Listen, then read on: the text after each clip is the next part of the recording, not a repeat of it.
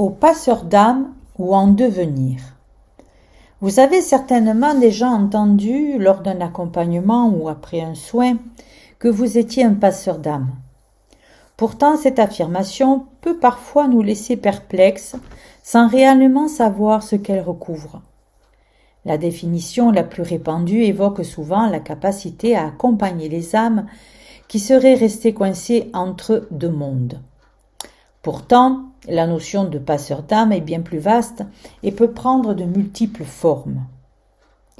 Si nous sommes naturellement à l'écoute des autres, si nous aimons guider, soutenir ou rassurer par la parole, si nous accompagnons des personnes dans leur cheminement intérieur ou exerçons une activité thérapeutique, alors nous sommes déjà à notre manière un passeur d'âme.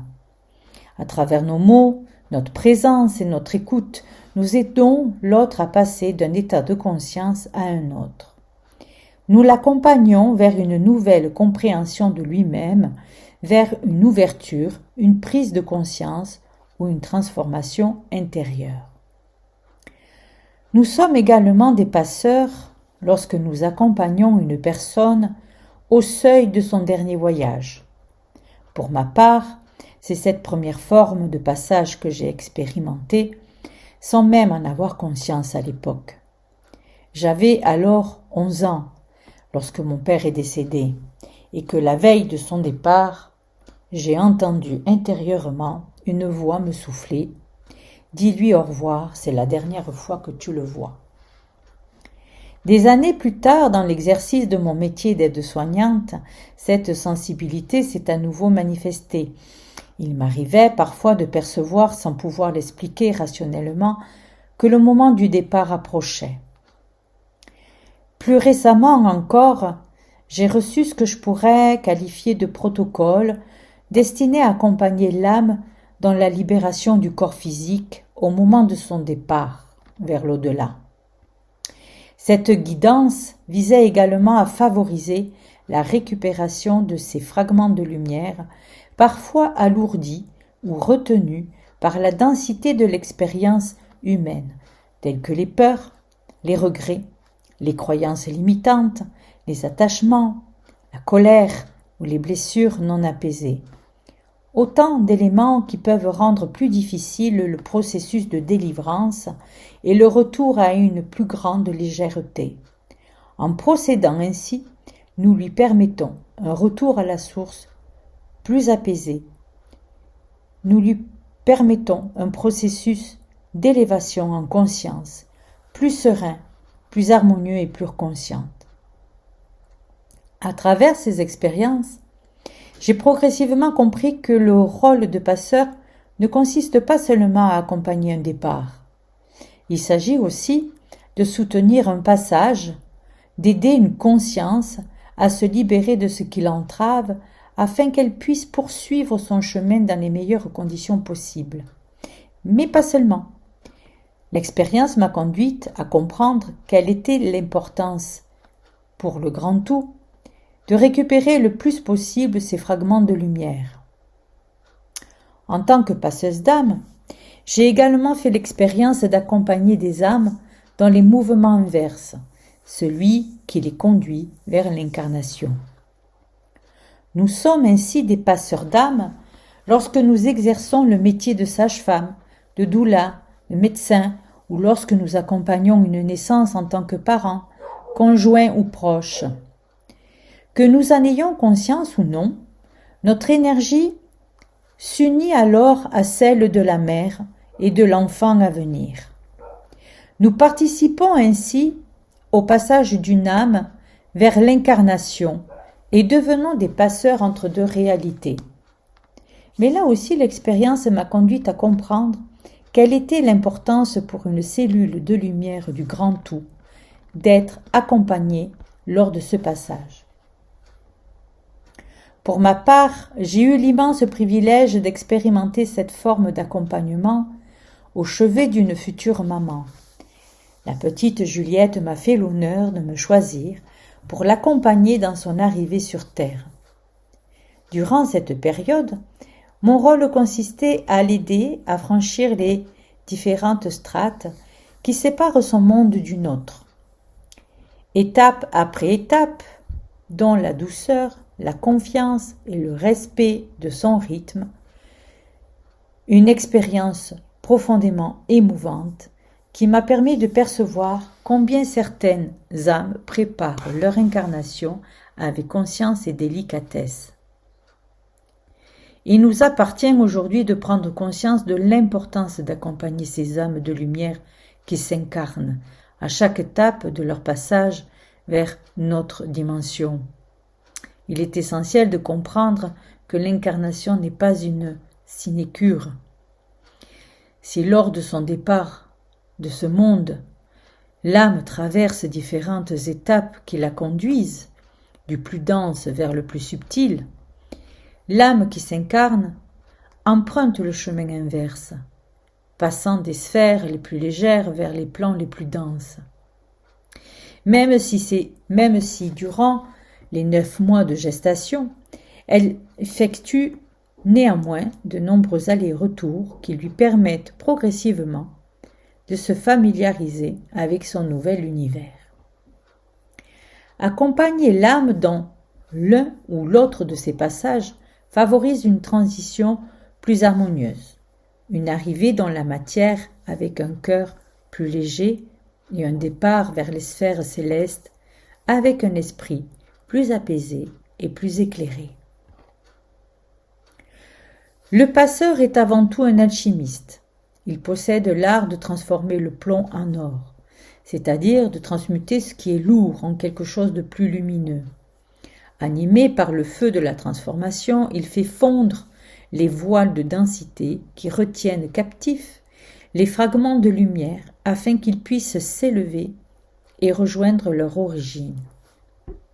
Son rôle consiste à purifier, harmoniser et alléger ce qui a besoin de l'être. Telle est ma mission principale dans cette vie. J'ai également compris que cet accompagnement ne concerne pas uniquement les êtres, mais participe aussi à préserver l'équilibre des lieux et du vivant. Lorsqu'elles demeurent retenues ou figées, certaines mémoires, émotions ou informations énergétiques peuvent s'accumuler dans les espaces que nous habitons ou dans lesquels nous circulons. Elles imprègnent alors l'environnement, influençant les êtres qui y vivent ou qui y passent, qu'il s'agisse des humains, des animaux, les plantes, les objets qui nous entourent. À force d'être traversées quotidiennement, ces énergies lourdes peuvent affaiblir notre vitalité, peser sur nos états émotionnels et limiter notre élan naturel. Elles contribuent à densifier l'atmosphère énergétique des lieux et d'une certaine manière ralentissent les mouvements de transformation et d'évolution qui cherchent à s'accomplir, tant à l'échelle individuelle que collective. Accompagner une conscience vers sa juste place, c'est donc aussi participer à la fluidité du vivant, permettre à ce qui doit circuler de circuler, à ce qui doit être libéré d'être libéré, afin que chacun puisse poursuivre son chemin avec davantage de légèreté et d'harmonie. C'est pourquoi le passeur est souvent guidé vers certains lieux, les maisons, les églises, des châteaux, des sites naturels, mais aussi des endroits marqués par des conflits, marqués par des guerres ou des souffrances anciennes. Lorsque nous prenons conscience que c'est l'être profond qui agit à travers notre personnalité et notre corps, notre regard change. Nous comprenons alors que nous ne sommes pas les auteurs de l'œuvre, mais les instruments d'un processus plus vaste.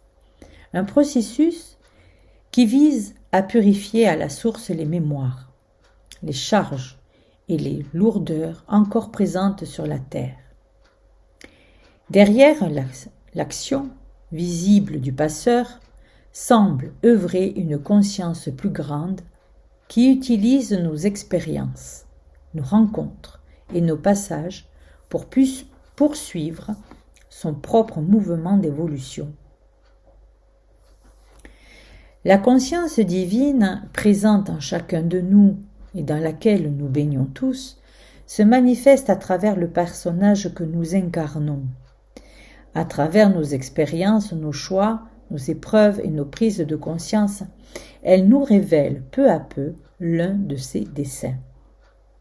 Cette conscience est engagée dans un mouvement permanent d'épuration, et en se reconnaissant à travers chacun de ces fragments, elle se nettoie elle-même, affine sa perception et purifie l'esprit issu de la source originelle afin de retrouver pleinement son état de grâce et d'amour inconditionnel. À travers chacun de nous, elle rassemble les fragments de lumière qu'elle avait dispersés dans l'expérience humaine.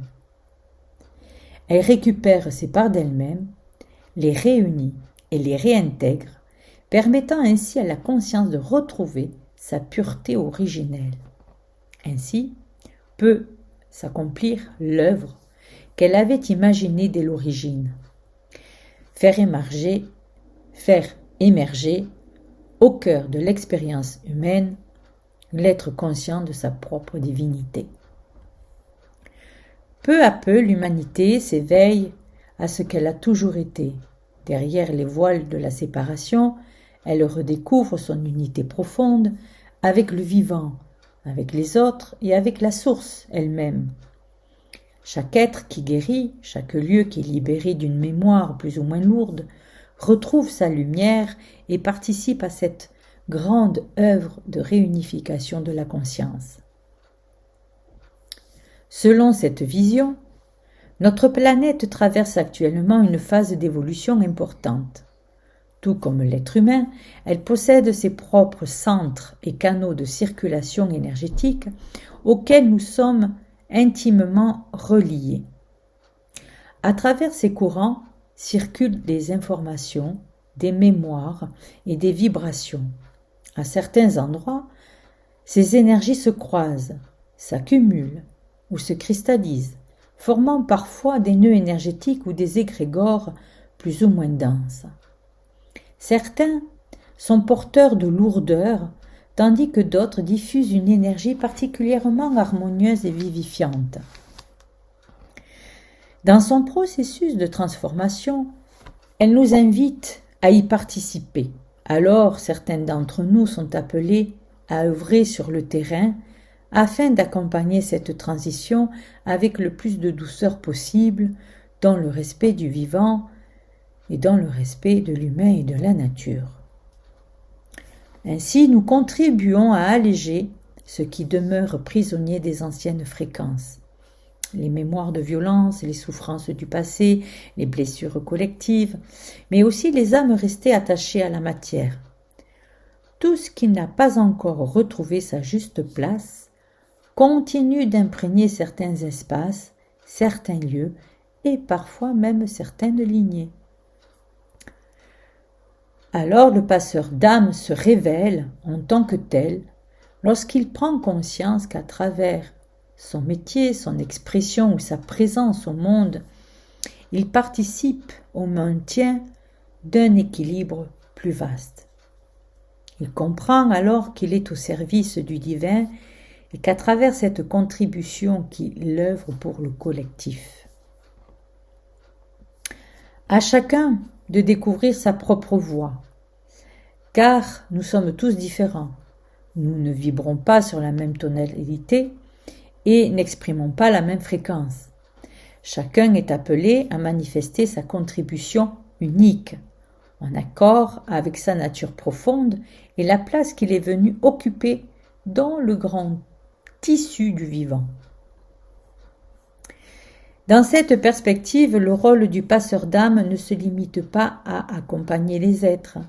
Il participe également à l'équilibre des lieux, à la circulation des énergies et à la libération de ce qui demande à être transformé. Son action s'inscrit alors dans un mouvement plus vaste, celui de la vie elle-même, qui cherche continuellement à retrouver son harmonie et sa fluidité. Alors dans cette vision, nous sommes tous des passeurs et des alchimistes ou en devenir.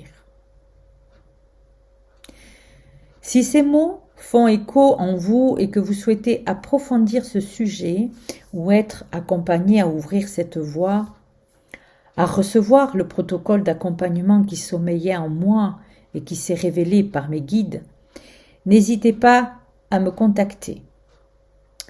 Un atelier va bientôt voir le jour à ce sujet, pour que le passeur et l'alchimiste qui sommeillent en vous soient conscients qu'ils jouent un rôle essentiel sur ce plan. Merci et à bientôt.